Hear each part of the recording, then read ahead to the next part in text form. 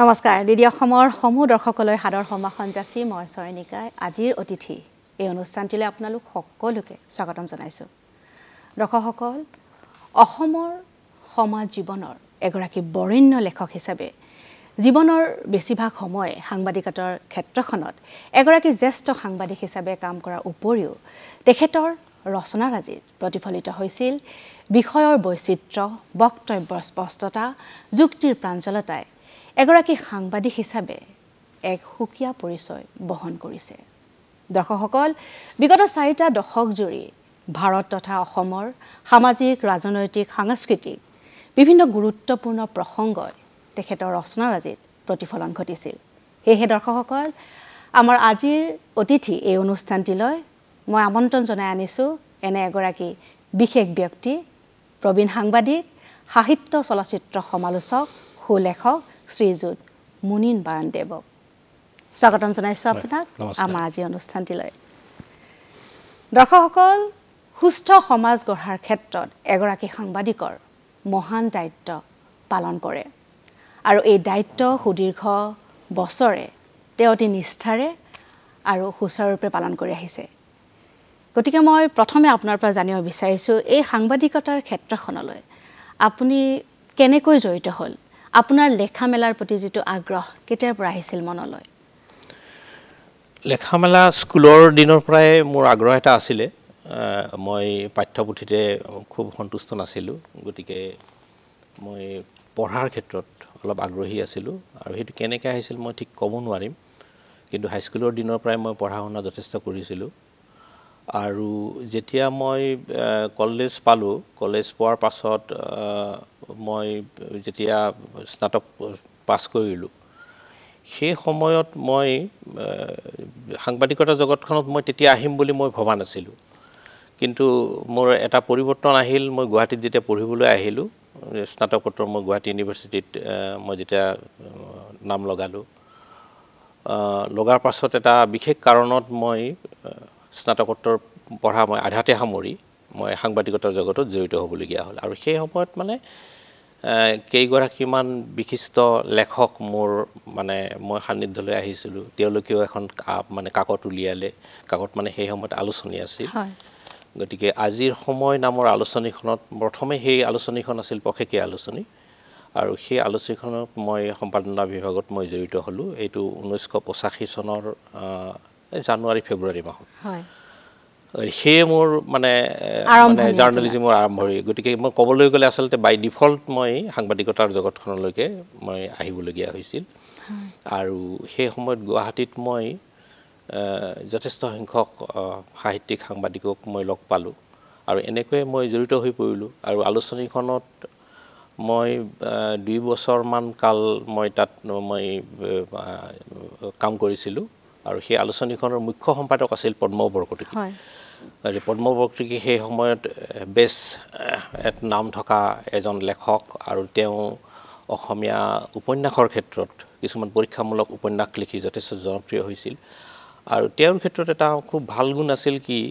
যে অসমীয়া সমাজৰ কিছুমান গুৰুত্বপূৰ্ণ বিষয়লৈ তেওঁ সদায় কনচাৰ্ণ আছিল আৰু সেইবিলাক বিষয় তেওঁ সাংবাদিকতাৰ জৰিয়তে পপুলাৰাইজ কৰিছিলে। যেনে শংকৰদেৱ লৈ তেওঁ ভ্ৰাম্যমানত নাটক কৰিছিলে,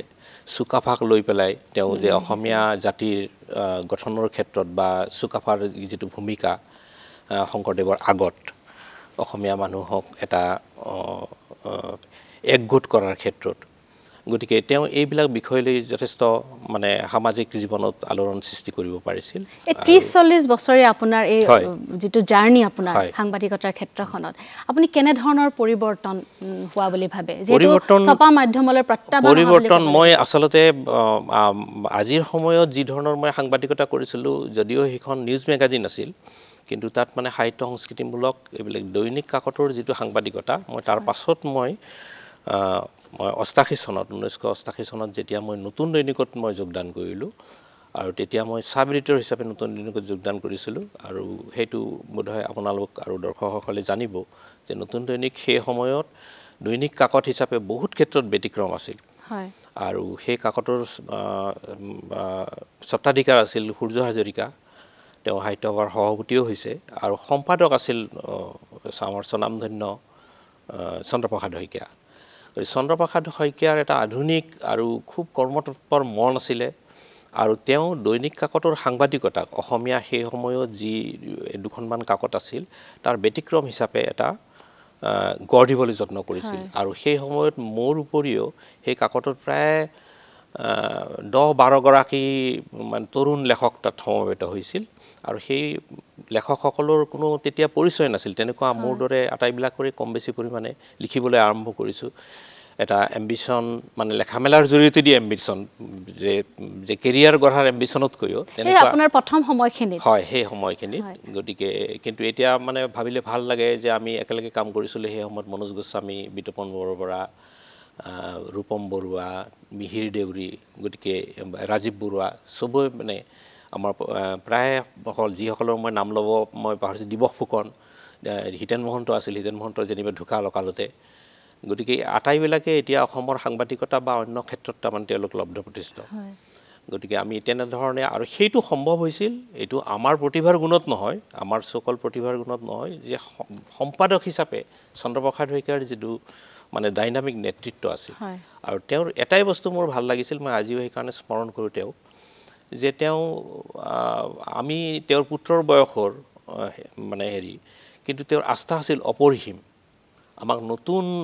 সাংবাদিক হিচাপে তেওঁ এনেকুৱা কিছুমান চেলেঞ্জিং কামত লগাইছিল,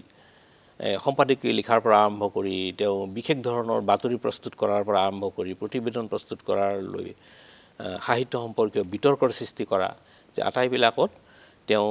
মানে আমাক ইনভলভ কৰিছিল আৰু উৎসাহিত কৰিছিল, অনুপ্ৰাণিত কৰিছিল। গতিকে মই ভাবোঁ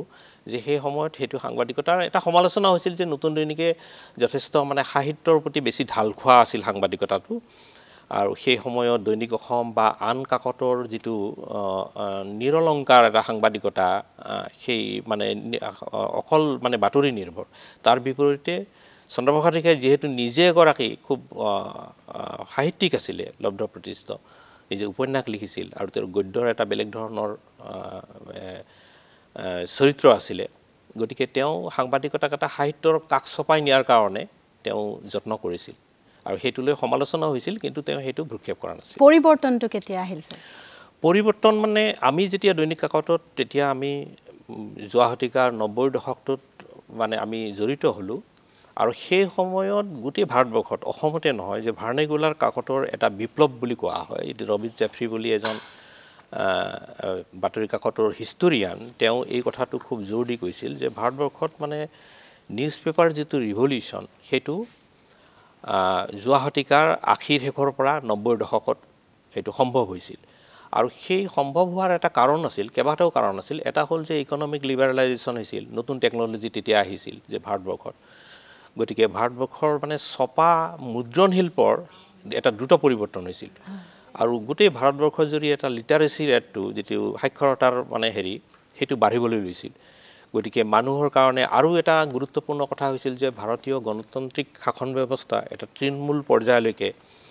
সি মানে সম্প্ৰসাৰিত হৈছিল। সেই সময়ত মানে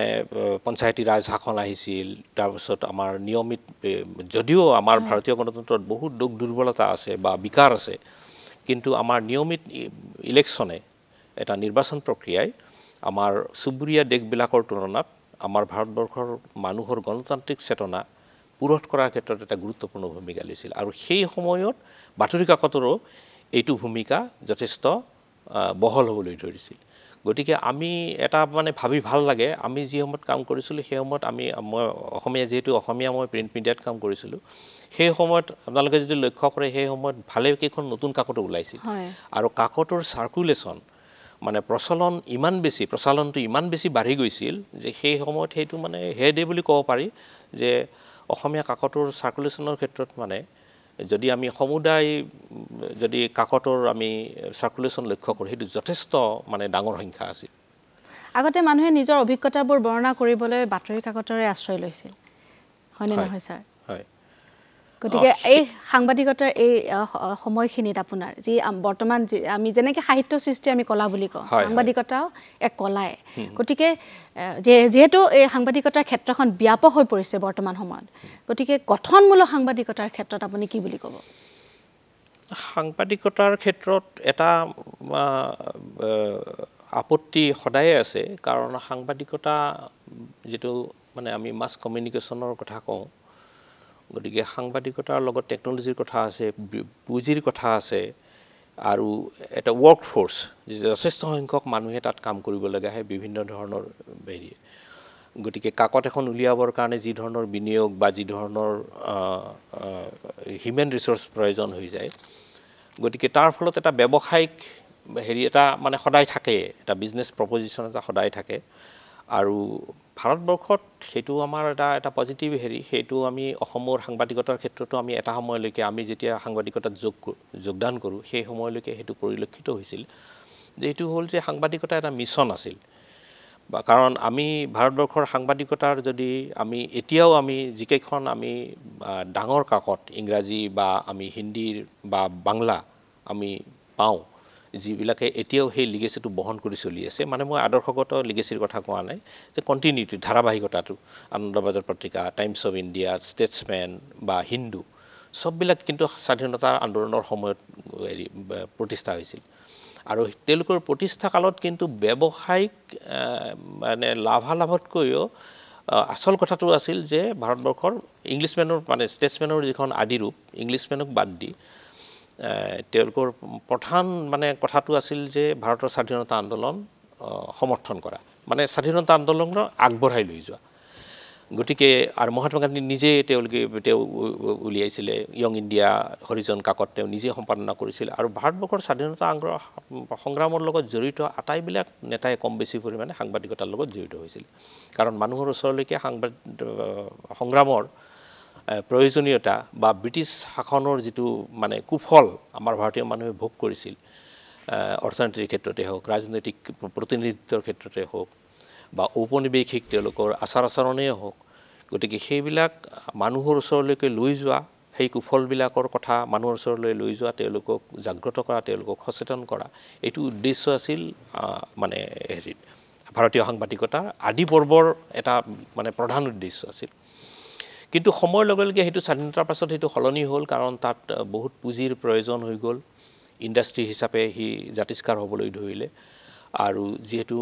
তাত এটা বৃত্তিধাৰী সাংবাদিক শ্ৰেণীৰ সৃষ্টি হ'ল সম্পাদককে ধৰি ৰিপৰ্টাৰকে ধৰি গতিকে তেওঁলোকৰ দৰমহা পাতিৰ কথা থাকিল তাৰ পিছত কাগজ বিক্ৰী কৰিবৰ কাৰণে এটা নেটৱৰ্ক এটা দৰকাৰ হৈ পৰিল গতিকে স্বাভাৱিকতে এটা উদ্যোগত পৰিণত হ'ল আৰু উদ্যোগত পৰিণত হোৱাৰ পাছত আমি কিছুমান বস্তু ইমিডিয়েটলি যে এইবিলাক কথা আহি যায় যে আমি কেনে ধৰণে কাকতখন আমি বিক্ৰী কৰিব পাৰো বা বেছি সংখ্যক মানুহৰ ওচৰলৈ লৈ যাব পাৰো আৰু মানুহ মানে হল মানে উপভোক্তা কনজিউমাৰ গতিকে তাৰ কাৰণে সাংবাদিকতাৰ এতিয়া অকল নিউজতে আবদ্ধ নাথাকিল গতিকে তাক কেনে ধৰণে এন্টাৰটেইনিং কৰিব পাৰি গতিকে সেই ধৰণৰ বস্তু আহিল সেলিব্ৰিটিৰ কথা আহিল আৰু আমাৰ এন্টাৰটেইনমেন্ট জগতৰ কথাও আহিল কিন্তু সাংবাদিকতাৰ এটা বিশেষকৈ প্ৰিন্ট মিডিয়াত সেই ভূমিকাটো এতিয়াও উঠো অস্বীকাৰ কৰিব নোৱাৰি ভাৰতৰ দৰে বা বাংলাদেশৰ দৰে আমাৰ সাউথ এছিয়াৰ হেৰি দেশবিলাকত যে হেতু হ'ল মানুহৰ সমস্যাৰ লগত মানুহৰ জীৱন জীৱিকাৰ সমস্যা বা আন ধৰণৰ ৰাজনৈতিক অৰ্থনৈতিক সমস্যা এইবিলাকৰ কথা কিন্তু আমাৰ সাংবাদিকতাত এতিয়াও কিন্তু প্ৰতিফলন ঘটি আছে বা তাৰ মাজে মাজে এটা হেৰি আহিছে নহয় কিছুমান দুৰ্বলতা বা কিছুমান ব্যৱসায়িক হেৰিৰ কাৰণে আহিছে কিন্তু তথাপিও যে তাৰ গুৰুত্ব নাইকিয়া হৈ যোৱা নাই কিন্তু যেটো ইলেক্ট্ৰনিক মাধ্যম সোশ্যাল মিডিয়াৰ যুগ বুলি কোৱা হয় গতিকে যেটো প্ৰত্যাহ্বান যেটো আহিলে সেই বিষয়ে কি বুলি ক'ব সেইটো আমাৰ সময়তে আহিব ধৰিলে কাৰণ ভাৰতবৰ্ষত কেবল টিভি আৰু টিভি সাংবাদিকতা দূৰদৰ্শন আগৰ পৰাই আছিলে দূৰদৰ্শন যে ভাৰতবৰ্ষৰ অতি শিক্ষিত আৰু যথেষ্ট হেৰি মানুহখিনিৰ মাজত সজাগ মানুহখিনিৰ মাজতে সীমাবদ্ধ আছিলে কিন্তু যেতিয়া ইলেক্ট্ৰনিক মিডিয়াৰ সম্প্ৰসাৰণ ঘটিল কেবল টিভি যেতিয়া আহিবলৈ ধৰিলে গতিকে তেতিয়া কিন্তু ছপা মাধ্যম বা এনে ধৰণৰ প্ৰতিষ্ঠিত যিবিলাক আমাৰ সৰকাৰি মাধ্যম আছিল সেইবিলাকো এটা বেলেগ ধৰণৰ প্ৰত্যাহ্বানৰ সন্মুখীন হ'বলৈ ধৰিলে এটা প্ৰত্যাহ্বান হ'ল যে মানুহে বাতৰি কাকতৰ হলনি কিছু মানুহে ইলেক্ট্ৰনিক মিডিয়াৰ ফালে যাবলৈ ধৰিলে এই কাৰণে যে তাত ইনষ্টেণ্ট নিউজটো পোৱা যায় আৰু দ্বিতীয় কথাটো হ'ল তাত ভিজুৱেলছ এটা থাকে আৰু পাছলৈকে যেতিয়া তাত এটা প্ৰফেশ্যনেলিজিম আহিবলৈ ধৰিলে গ্ৰাফিক্সৰ ব্যৱস্থা কৰা হ'ল গতিকে বাতৰি কাকতত যিটো বাতৰি বা যিখন প্ৰতিবেদন আধা ঘণ্টা ধৰি পঢ়িব লাগে সেইটো 5 মিনিট বা 10 মিনিটতে সেইটো সম্ভৱ হৈ গ'ল ইলেক্ট্ৰনিক মিডিয়াত গতিকে ইন এ নাটছেল বা তাত বাতৰিটোৰ তাৰমানে গুৰুত্বপূৰ্ণ দিশবিলাক তাত তেওঁলোকে ভিজুৱেলিও চাব পাৰে আৰু পঢ়িবও পাৰে গতিকে সেইটো এটা ডাঙৰ প্ৰত্যাহ্বান এটা আহিল কিন্তু তাৰ লগে লগে কিন্তু প্ৰিণ্ট মিডিয়াৰ আৰু মানে পৰিৱৰ্তন কিছুমানো সম্ভৱ হৈ উঠিল আৰু সেইবিলাক মই ভাবোঁ পজিটিভ মানে হেৰি হ'ল যে প্ৰিণ্ট মিডিয়াটো সেইটো আহিল সেইটো হয়তো অলপ পোনপটীয়াভাৱে নহয় যেনে প্ৰিণ্ট মিডিয়াত ভিজুৱেলছ আৰু ফটোগ্ৰাফ আৰু গ্ৰাফিক্সৰ গুৰুত্ব বাঢ়িল ছপা মুদ্ৰণ যিটো হেৰি তাৰ মানে টেকন'লজি সেইটো যথেষ্ট উন্নত হ'বলৈ ধৰিলে গতিকে আমি অসমৰ কাকততে আমি দেখিলোঁ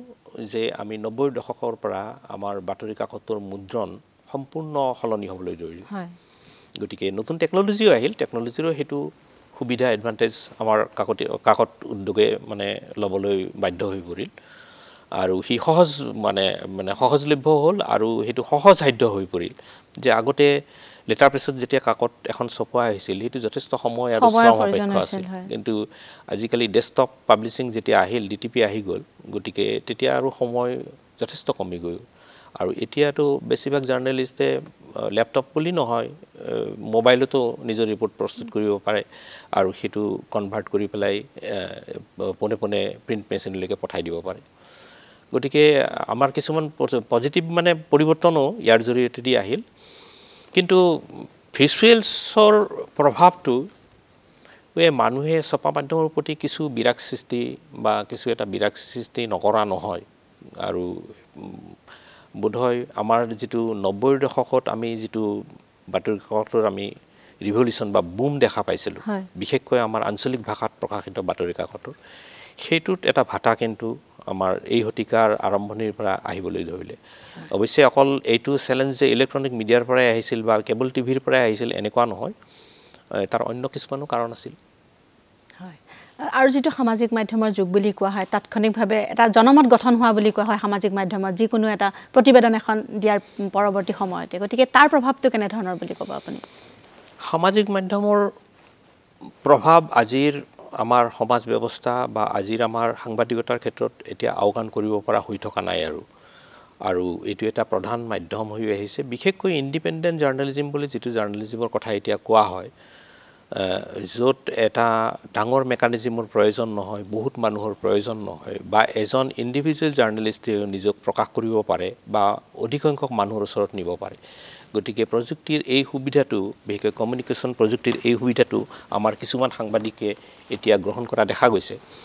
আৰু বিশেষকৈ ছপা মাধ্যম বা ইলেক্ট্ৰনিক মাধ্যমৰ বিশ্বাসযোগ্যতালৈ প্ৰশ্ন এতিয়া উঠিব ধৰিছে গতিকে ফলত কিছুসংখ্যক জাৰ্নেলিষ্ট আৰু মানুহেও সামাজিক মাধ্যমৰ ফালে তেওঁলোকৰ দৃষ্টিভংগী মানে সলনি কৰিছে আৰু তাৰ পিনে মানে ঢাল খাবলৈ লৈছে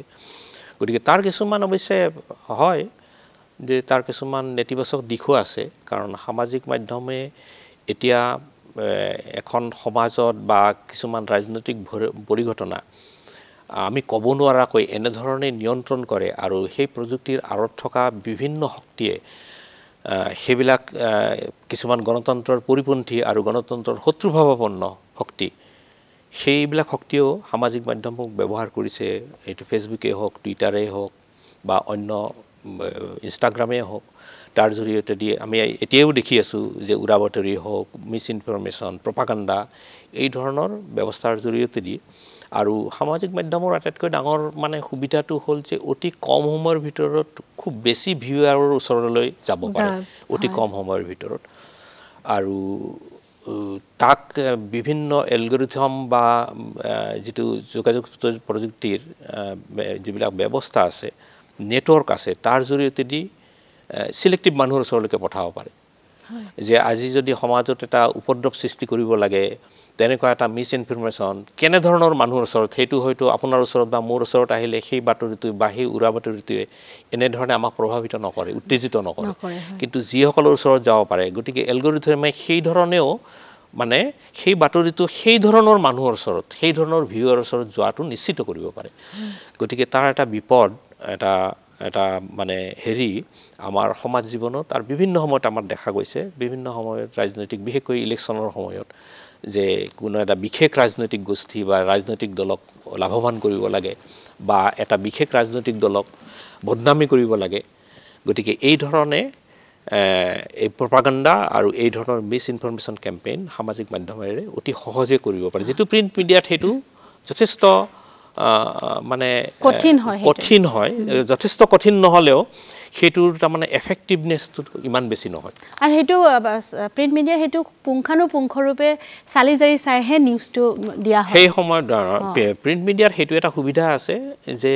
বিভিন্ন ফিল্টাৰৰ মাজেদি আহিবলগীয়া হয় গতিকে যদি সেইটো খুব সংগঠিতভাৱে কৰা নহয় তেতিয়াহ'লে প্ৰিণ্ট মিডিয়াত সেইটো সম্ভৱ নহয় আৰু ইলেক্ট্ৰনিক মিডিয়াটো তেনেধৰণৰ প্ৰপাগাণ্ডা বা তেনেধৰণৰ অপপ্ৰচাৰ হোৱা আমি দেখি আহিছোঁ আৰু এটা সময়ত আমাৰ যিটো প্ৰেছ কাউন্সিলৰ ওচৰত তেনেকুৱা কিছুমান অভিযোগ গৈছিল যে পেইড নিউজ আৰু তেতিয়া ইলেক্ট্ৰনিক মাধ্যম ইমান প্ৰভাৱশালী হৈ পৰা নাছিল গতিকে সেই সময়ত এই ধৰণৰ মানে সাংবাদিকতাও যিটো আগতে আমি ইয়েলো জাৰ্নেলিজম বুলি কৈছিলোঁ গতিকে পেইড নিউজৰ প্ৰভাৱো ভাৰতীয় সাংবাদিকতাক এটা সময়ত কলংকিত কৰিছিল যে বাতৰি কাকতৰ এটা বিশেষ স্পেচ এজন প্ৰভাৱশালী মানুহে এটা উদ্যোগপতি এজন ৰাজনীতিবিদে কিনি ল'ব পাৰে সেইটো বিজ্ঞাপনৰ দৰে আৰু তাত সাংবাদিকে বা বাতৰি কাকত কৰ্তৃপক্ষই বিশেষকৈ মালিক পক্ষই সেই মানুহজনৰ সম্পৰ্কে বা সেই মানুহজনে বিচৰা ধৰণে তাত বাতৰি এটা প্লেন কৰিব পাৰে বাতৰি হওক বা তেওঁৰ বিষয়ে পজিটিভ কথাই হওক বা তেওঁ বেয়া পোৱা এটা বিষয়ক লৈ পেলাই তেওঁৰ মন্তব্যই হওক গতিকে সেইবিলাক এমপ্লিফাই কৰিব পাৰে আৰু সেই পেইড নিউজ লৈ পেলাই ভাৰতবৰ্ষত এটা সময়ত যথেষ্ট বিতৰ্ক আৰু যথেষ্ট হেৰি হৈছিল যেটো হালধীয়া সাংবাদিকতা বুলি কৈছিলে সেইটো পেইড নিউজটোক আমি ইয়েলো জাৰ্নেলিজম বুলি ডেফিনেটলি ক'ব পাৰোঁ কিন্তু সেইটো পেইড নিউজ হিচাপে তেতিয়া আখ্যা দিয়া হৈছিল আৰু প্ৰেছ কাউন্সিলে বাধ্য হৈ পেলাই এখন কমিটি গঠন কৰিবলগীয়া হৈছিল আৰু সেই সময়ত বহুত আমাৰ ছপা মাধ্যমৰ এনেকুৱা নেতিবাচক দিশ সেই প্ৰতিবেদনত কিন্তু উন্মোচিত হৈছিল হয় আৰু যেহেতু বিশ্বাসযোগ্যতা অসমীয়া সাংবাদিকতাৰ প্ৰতি আমাৰ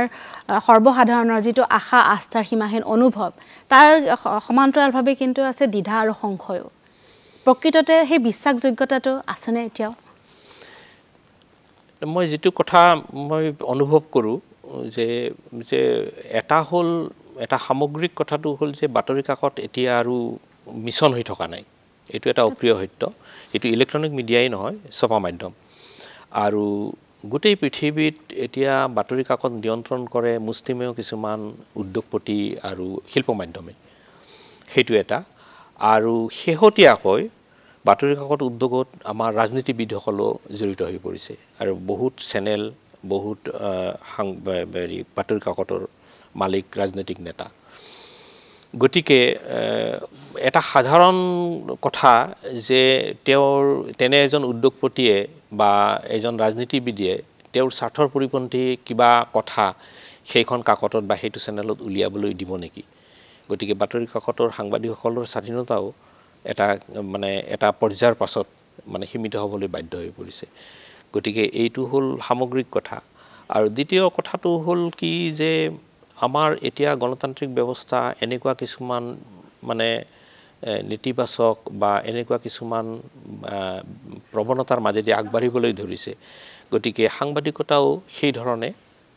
তাত মানে জড়িত হ'বলৈ বাধ্য হৈছে গতিকে মানুহৰ মনত সাংবাদিকতাৰ বিশ্বাসযোগ্যতা লৈ এটা সাধাৰণ পাৰসেপশ্যন আৰু সেইটো মানে নেতিবাচক এটা পাৰসেপশ্যন গঢ়ি উঠিছে সেইটো কিমানখিনি সঁচা কিমানখিনি মিছা কিন্তু সেইটো হয়তো বিতৰ্ক সাপেক্ষ বা বিচাৰ্য কিন্তু এটা কথা ঠিক মানুহৰ মনত আগৰ দৰে বাতৰি কাকত সম্পৰ্কে বা টেলিভিছন সম্পৰ্কে বিশ্বাসযোগ্যতাৰ ধাৰণা কিন্তু নাই প্ৰকৃত সাংবাদিকতাৰ যেন অৱক্ষয় ঘটিছে হেনে ধৰণৰ এক অনুভৱ হয় মনত আমাৰ ৰাজনৈতিক কালচাৰে কওক বা আমাৰ সাংস্কৃতিক জগতৰ অৱক্ষয়ে কওক বা আমাৰ বিভিন্ন ক্ষেত্ৰত এটা যি ধৰণৰ কিছুমান সংকট আহিছে সমস্যা আহিছে বা অৱক্ষয় আহিছে তাৰ অৱক্ষয়ৰ চাপ ডেফিনেটলি আমাৰ সাংবাদিকতাৰ জগততো পৰিছে কিন্তু গতিকে একমাত্ৰ সাংবাদিকসকল তাৰ কাৰণে দায়ী এনেকুৱা নহয় কিন্তু আমাৰ সামাজিক পশ্চাদপদতাৰ বা আমাৰ সামাজিক যিবিলাক নেতিবাচক কথা গতিকে তাৰ প্ৰভাৱ আমাৰ সাংবাদিকসকলেও তাৰ প্ৰভাৱৰ পৰা মুক্ত হ'ব পৰা নাই সেইটো এটা স্বাভাৱিক প্ৰক্ৰিয়া সমাজৰ যেতিয়া সমাজৰ সকলো ক্ষেত্ৰতে আমি মূল্যবোধ আৰু এটা নৈতিকতাৰ আমি যেতিয়া বিচাৰ কৰোঁ বা সেইমতে আমি এটা অনুশাসন মানি চলোঁ তেতিয়া কোনো ধৰণৰ নিয়ন্ত্ৰণ বা তেতিয়া নিষেধাজ্ঞাৰ প্ৰয়োজন নহয় আৰু তেতিয়া সকলো ক্ষেত্ৰতে তাৰ সেই প্ৰভাৱটো তাৰ পজিটিভ তাৰ ইতিবাচক প্ৰভাৱটো সকলো ক্ষেত্ৰতে পৰে কিন্তু এতিয়া যিহেতু সেই তেনেকুৱা এটা পৰিৱেশ আমি সমাজত আশা কৰিব নোৱাৰা হৈ গৈছোঁ ক্ৰমান্বয়ে গতিকে আমাৰ সকলো ক্ষেত্ৰতে সেইটো নেতিবাচক প্ৰভাৱ পৰিছে বুলি মই ভাবোঁ যেহেতু জাৰ্নেলিজিম এটা মিছন কিন্তু সেইটো এতিয়া বৰ্তমান প্ৰফেশ্যন গতিকে এই গঠনমূলক সাংবাদিকতাৰ কথা যিটো আপুনি ক'লে গতিকে গঠনমূলক সাংবাদিকতাৰ ক্ষেত্ৰত কোনবোৰ সাংবাদিকক আপুনি প্ৰকৃতাৰ্থত সাংবাদিক বুলি ক'ব সাংবাদিকতাৰ প্ৰয়োজন বা সাংবাদিকতাৰ প্ৰাসংগিকতা শেষ হৈ যোৱাৰ প্ৰশ্নই নাহে আৰু ভাৰতবৰ্ষত এতিয়াও সাংবাদিকতা এটা যিটো স্বাধীনতাৰ আগৰ যিটো মিছনসুলভ হয়তো যিটো মানে অভিযান সেইটো হয়তো নাই কিন্তু নহ'লেও প্ৰফেশ্যনেল জাৰ্নেলিজিমৰ মাজতো আমি বহুত মানে ভাল সাংবাদিক আমি দেখিছোঁ আৰু আমি সাংবাদিকতাৰ ক্ষেত্ৰতো তেনেকুৱা এটা সুস্থ এটা বাতাবৰণ জীয়াই ৰখাৰ এটা প্ৰচেষ্টা আমি এই সাংবাদিকতাৰ মাজতে আমি দেখি আছোঁ আমি প্ৰফেশ্যনেল সাংবাদিকতাৰ মাজতে দেখি আছোঁ নহ'লেতো সকলোৱে শেষ হৈ গ'ল হয় সমাজখন আমি মানে সুস্থভাৱে থকাৰ আমি দাবী কৰিব পৰাৰ বা আজি যে আছে যে তেনেকুৱা কিছুমান কাকত যে এতিয়াও তেওঁলোকে সমাজৰ যিবিলাক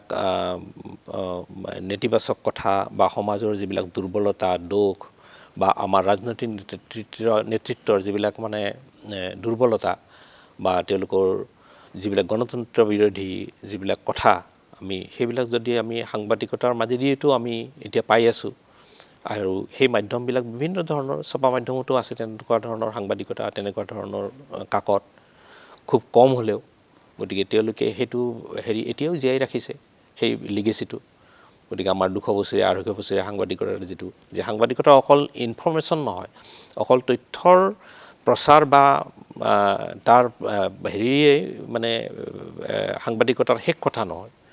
গতিকে আমি ভিউজো তাৰমানে সমাজখন কেনেধৰণে সুস্থ পথত আগবাঢ়ে সেই সম্পৰ্কে এক দৃষ্টিভংগী সেই সম্পৰ্কে এক জনমত গঠন কৰাও এইটো হ'ল সাংবাদিকতা এটি এজেণ্ডা সেটিং মই যেটো আজিকালি সাংবাদিকতাৰ ক্ষেত্ৰত এটা কোৱা হয়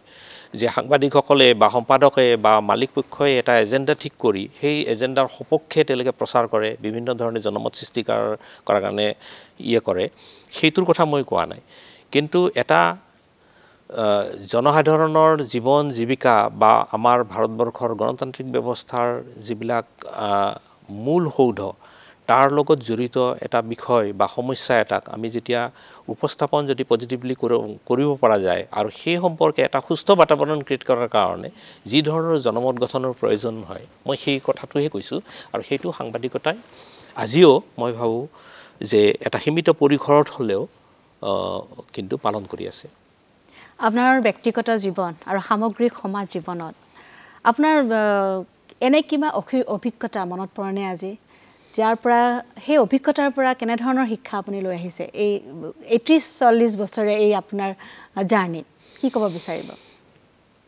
মানুহৰ ব্যক্তিগত জীৱনৰ কথাইতো বহুত কথা তেওঁৰ সামাজিক ভূমিকা বা তেওঁৰ কেৰিয়াৰ যথেষ্টখিনি হেতু মানে নিয়ন্ত্ৰণ কৰে বা প্ৰভাৱিত কৰে নিয়ন্ত্ৰণ কৰে বুলি ক'লেও হয়তো অলপ অতিৰঞ্জিত কৰা হ'ব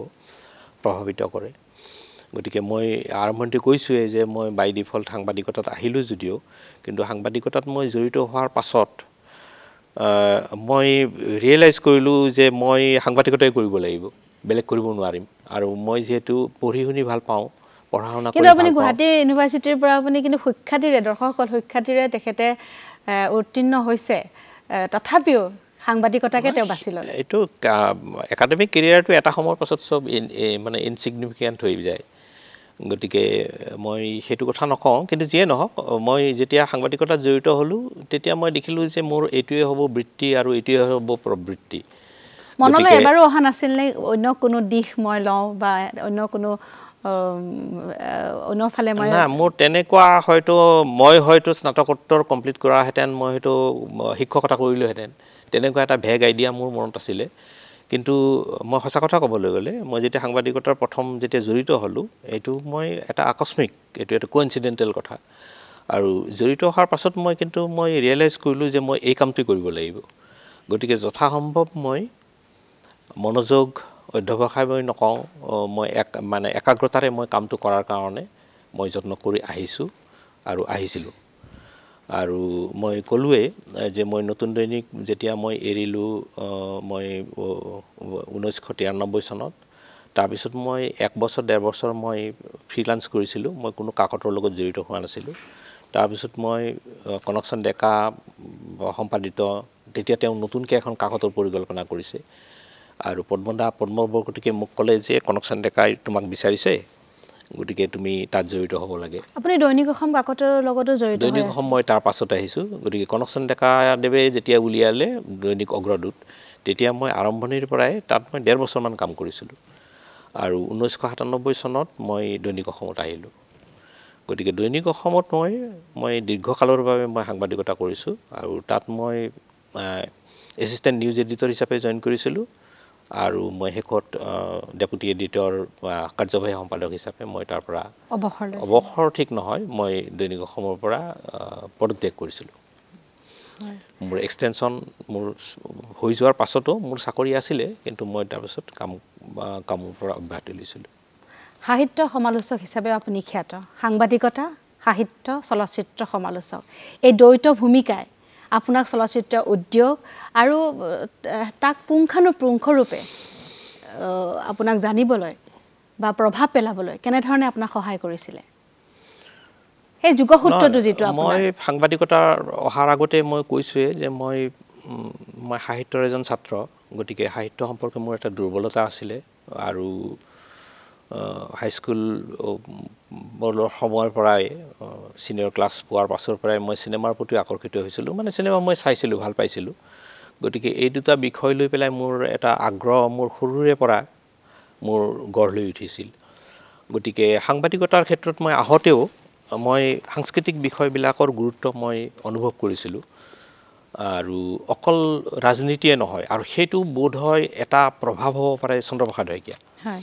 চন্দ্ৰপ্ৰসাদ শইকীয়াই সাংবাদিকতাক এটা হলিষ্টিক ৰূপ দিছিলে যিটো মানে কি যে তেওঁ সাংবাদিকতাক কেৱল বাতৰি আৰু ৰাজনীতিৰ মাজতে সীমাবদ্ধ হৈ থকাটো তেওঁ বিচৰা নাছিল যে আমাৰ জীৱনৰ সকলো দিশত ৰাজনীতি নো ডাউট ৰাজনীতিয়ে আমাক প্ৰবলভাৱে নিয়ন্ত্ৰণ কৰে কিন্তু তাৰ উপৰিও আমাৰ সাহিত্য সংস্কৃতি সংগীত চিত্ৰকলা এইবিলাক কিতাপ এইবিলাকেও আমাৰ সাংস্কৃতিক জীৱন অকল নহয় আমাৰ ব্যক্তি জীৱনৰো কিছুমান কথা আমাৰ কিছুমান ট্ৰেইট তাৰমানে গঢ় দিয়ে গতিকে তেওঁ সেইবিলাক কথাত গুৰুত্ব দিছিলে সেইটোও এটা কাৰণ হ'ব পাৰে আৰু যিহেতু মই সৰুৰে পৰা পঢ়া শুনাত অলপ মানে আগ্ৰহী আছিলোঁ বিশেষকৈ বাহিৰৰ কিতাপ যিটো কোৱা হয় আৰু গতিকে মই সাংবাদিকতাত যোগদান কৰাৰ পাছত মই সেইবিলাক বিষয় লৈ মোৰ মনোযোগ সম্প্ৰসাৰিত হৈছিল আৰু মই চিনেমাৰ বিষয়ে লিখিছিলোঁ আৰু এই ক্ষেত্ৰত মানে পদ্ম বৰকটকী আৰু চন্দ্ৰপ্ৰসাদ শইকীয়াই যথেষ্ট অনুপ্ৰাণিত কৰিছিল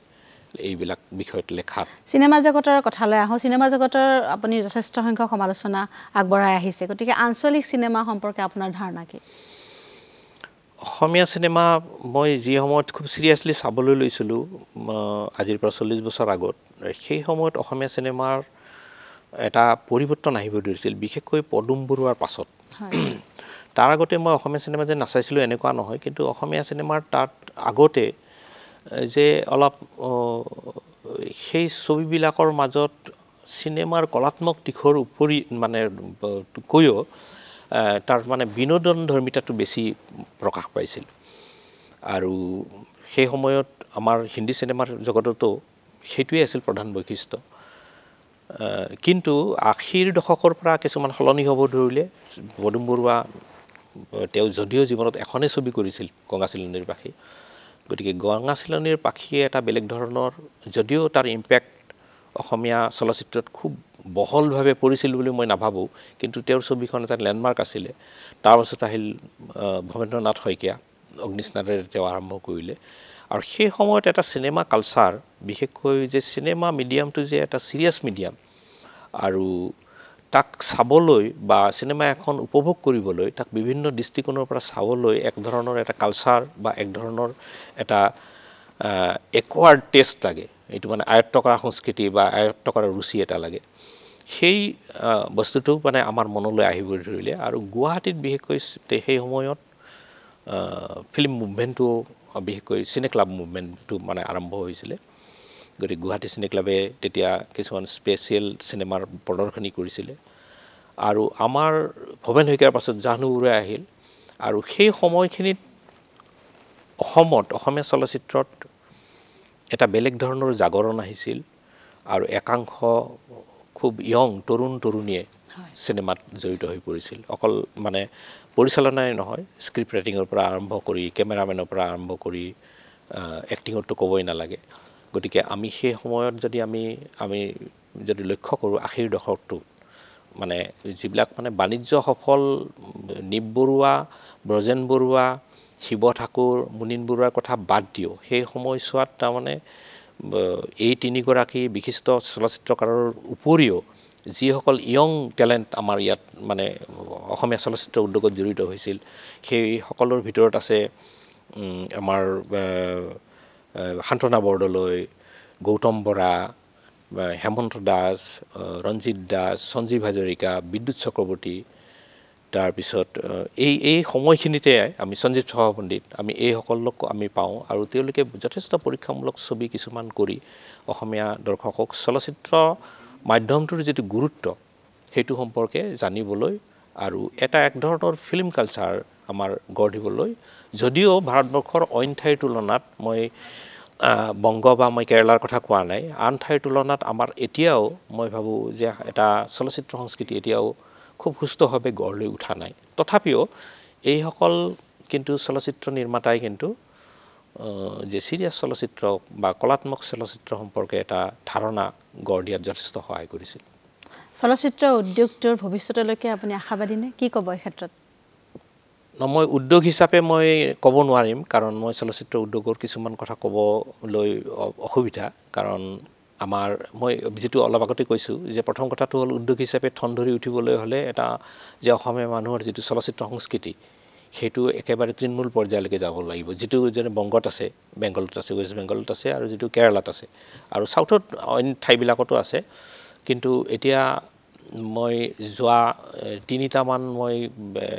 চলচ্চিত্ৰ উৎসৱ কেৰালা চলচ্চিত্ৰ উৎসৱত মই উপস্থিত আছোঁ মই দৰ্শক হিচাপে ডেলিগেট হিচাপে কিন্তু তাত মালায়ালাম মানুহৰ যি ধৰণৰ চলচ্চিত্ৰৰ প্ৰতি চিনেমাৰ প্ৰতি আকৰ্ষণ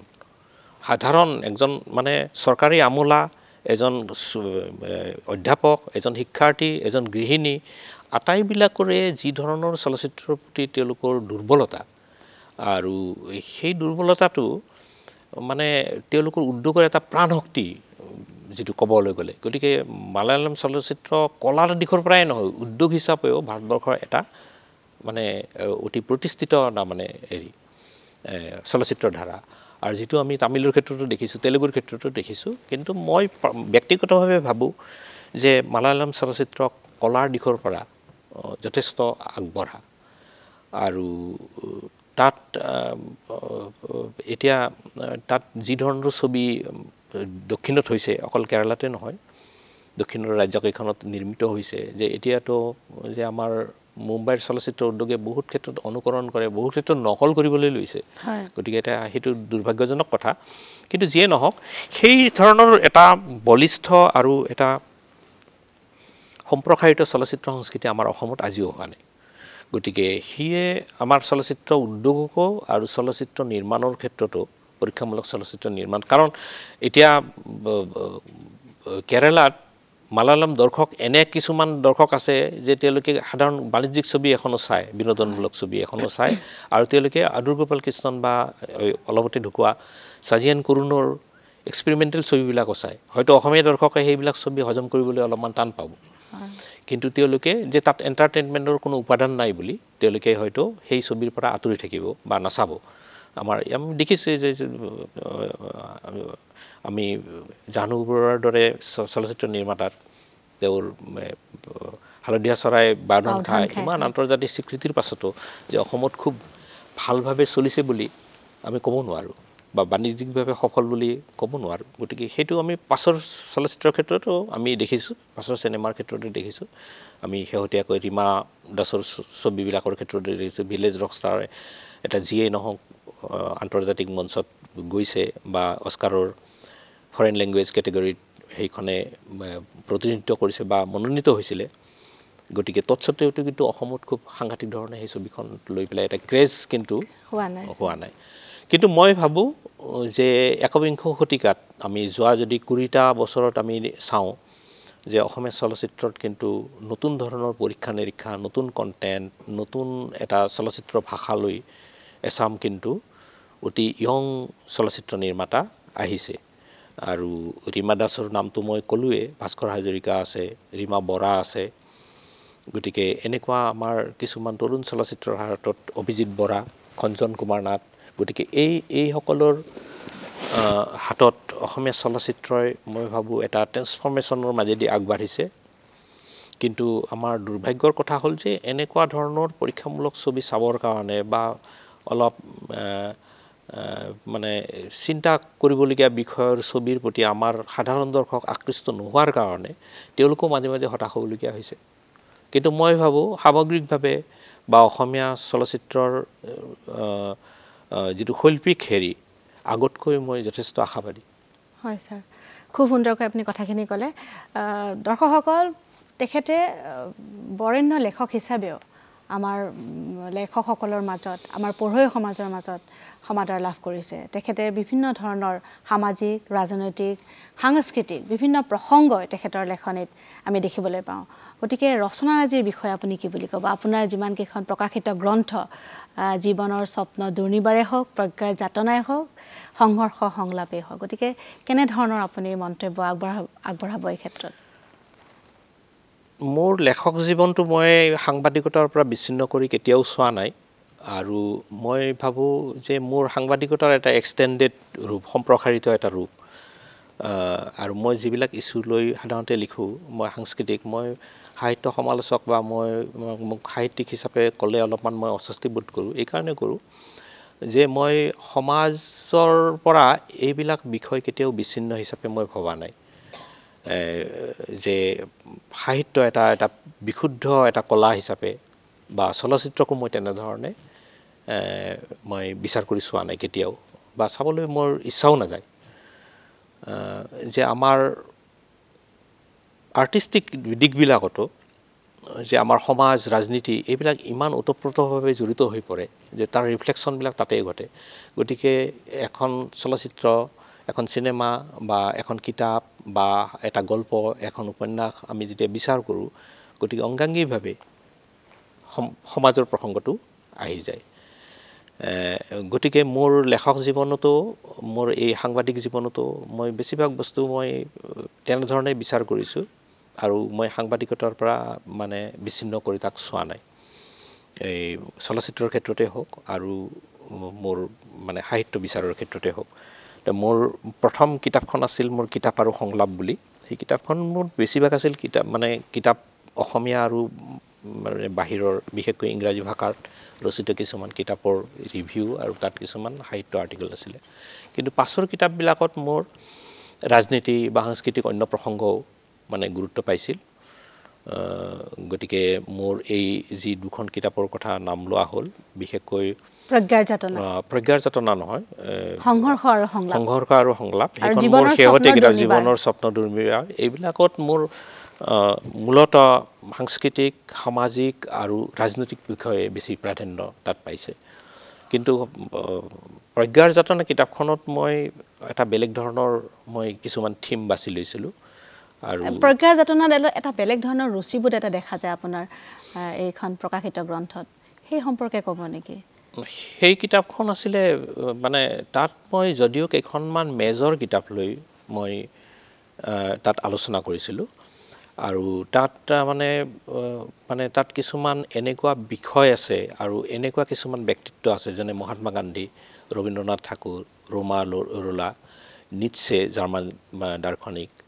তাৰপিছত আমাৰ জৱাহৰলাল নেহেৰু আনন্দৰাম বৰুৱা যদিও মানে লিষ্টখন মানে এটা মানে হেৰি ৰেণ্ডমলি বাছি লোৱা হৈছে কিন্তু তাত এটা থিমেটিক এটা মানে সম্পৰ্ক এটা আছিল যোগসূত্ৰ আছিল সেই যোগসূত্ৰটো হ'ল কি যে এইসকল মনীষাই সমাজৰ বিভিন্ন সময়ত বিভিন্ন ক্ৰাইচিছৰ মুহূৰ্তত তেওঁলোকে সমাজক কি ধৰণে উন্মাদনাৰ মাজেদি নহয় যে যুক্তি আৰু শৃংখলাৰ মাজেদি যুক্তি আৰু বিবেকৰ মাজেদি পৰিচালিত কৰিব পাৰে তাৰ কাৰণে তেওঁলোকে পুৰুষাৰ্থ কৰিছিলে গতিকে আমি মহাত্মা গান্ধীৰ ভূমিকাৰ কথা জানোৱেই ৰবীন্দ্ৰনাথৰ ভূমিকাৰ কথাই জানো ৰবীন্দ্ৰনাথ আৰু ৰোমাৰলাই যে প্ৰথম মহাযুদ্ধৰ পাছত গোটেই ইউৰোপ জুৰি এটা জাতীয়তাবাদী যি ধৰণৰ এটা উন্মাদনা আহিছিল এটা জেনোফোবিক উন্মাদনা তাৰ মাজত তাৰমানে কোনো ধৰণৰ যুক্তি বুদ্ধি আৰু সহনশীলতাৰ নাশ হৈছিল আৰু সেইটো তাৰ এটা পৰিণতি আমি দেখিছিলোঁ যে আমি দ্বিতীয় মহাসমৰৰ নাৰকীয়তা গতিকে আটাইতকৈ এই দুইখন মহাসমৰৰ আটাইতকৈ বেছি ধ্বংসাত্মক পৰিণতি ইউৰোপ মহাদেশে দেখিবলৈ পাইছে তেওঁলোকৰ ধন কিমান হানি হৈছে তাৰ কোনো লেখ নাই সদায় আমি মন কৰোঁ যে ইউৰোপে আমাক মানে আধুনিকতা দিছে ইউৰোপতে মানৱতাৰ জন্ম হৈছে কিন্তু তেনেকুৱা এখন ইউৰোপৰ আৰু হয়ও শিল্প সাহিত্য সকলো দিশৰ পৰা ইউৰোপত যি ধৰণৰ যোৱা 2-3 শতিকাত জাগৰণ আহিছিল কিন্তু সেই অনুপাতে মানুহৰ যুক্তি বুদ্ধি বা যিটো সমাজৰ প্ৰতি দায়বদ্ধতা যি ধৰণৰ হ'ব লাগিছিল সেইটোতো হোৱা নাই গতিকে সেই সময়খিনিত ৰোমাৰলা আৰু ৰবীন্দ্ৰনাথে কিছুমান পত্ৰ বিনিময় কৰিছিল গতিকে সেইবিলাক পত্ৰ এতিয়া ইংৰাজী ট্ৰান্সলেশ্যন হৈছে সেইবোৰ বিষয় সমৃদ্ধ সেইবিলাক বিষয় লৈ মই এটা দীৰ্ঘ মই আৰ্টিকেল লিখিছোঁ আৰু তেওঁলোকে কি ধৰণৰ কথা মানে বিনিময় কৰিছিল মানে চিঠিপত্ৰৰ মাজেদি মোৰ এইখিনিতে এটা প্ৰশ্ন আছে যে এই যিটো সাহিত্য আৰু সাংবাদিকতাৰ ক্ষেত্ৰত আমাৰ নৱপ্ৰজন্মৰ যিটো এটা চিন্তা যি মৌলিক চিন্তাৰে বিশ্লেষণৰে আপুনি লিখিছে নৱপ্ৰজন্ম সেই ধৰণে আগবঢ়াই নিব পাৰিব নেকি কি বুলি ক'ব এইখিনি সেই ধৰণৰ এটা আশা আমি ৰাখিব পাৰোঁ কিন্তু এতিয়া সাংবাদিকতাৰ মই কৈছোঁ যে সাংবাদিকতাৰ যি ধৰণৰ এটা সংকটৰ মাজেদি আগবাঢ়িছে গতিকে তাত খুব প্ৰতিশ্ৰুতি সম্পন্ন আমাৰ নতুন প্ৰফেশ্যনেল সাংবাদিকতা কৰিবলৈ খুব আগ্ৰহী হোৱা মানুহৰ সংখ্যাও লাহে লাহে কমিবলৈ ধৰিছে আৰু আমাৰ মাতৃভাষা বিশেষকৈ অসমীয়া ভাষাৰো এটা সংকটৰ মাজেদি আগবাঢ়িবলৈ ধৰিছে গতিকে আমি কি ধৰণে আমি মাতৃভাষাৰ জৰিয়তে দি আমি অসমীয়া মানুহৰ মাজলৈকে বা আমাৰ স্থানীয় সমাজৰ মাজলৈকে আমি এই ধৰণৰ মূল্যবোধৰ এটা সাংবাদিকতা আৰু এটা আগ্ৰহ আমি জন্মাব পাৰোঁ সেইটোৰ ওপৰত এইবিলাক কথা নিৰ্ভৰ কৰিছে বুলি মই বিশ্বাস কৰোঁ হয় স্যাৰ আমাৰ সময় সীমিত ইমানখিনি তথ্য আপুনি সাংবাদিকতা সাহিত্য সম্পৰ্কে সিনেমা জগতৰ সম্পৰ্কে বহুতো কথাই আমাক আগবঢ়ালে আমাৰ দৰ্শকসকলে নিশ্চয় অনুষ্ঠানটি চাই ভাল পাব গতিকে ইয়াতে সামৰণি মাৰো ধন্যবাদ গতিকে দৰ্শকসকল একমাত্ৰ গভীৰ সমাজ জিজ্ঞাসাৰ ফলশ্ৰুতিতে সম্ভৱ এই দীৰ্ঘদিনীয়া সাংবাদিকতা আৰু লেখনিৰে সমৃদ্ধ তেখেতৰ এই জীৱন যাত্ৰা সুদূৰ প্ৰসাৰী হওক তাৰে কামনা কৰিছোঁ আৰু সুস্বাস্থ্য আৰু দীৰ্ঘায়ু কামনা কৰিছোঁ তেখেতৰ গতিকে আজি অনুষ্ঠানটি ইয়াতে সামৰো ধন্যবাদ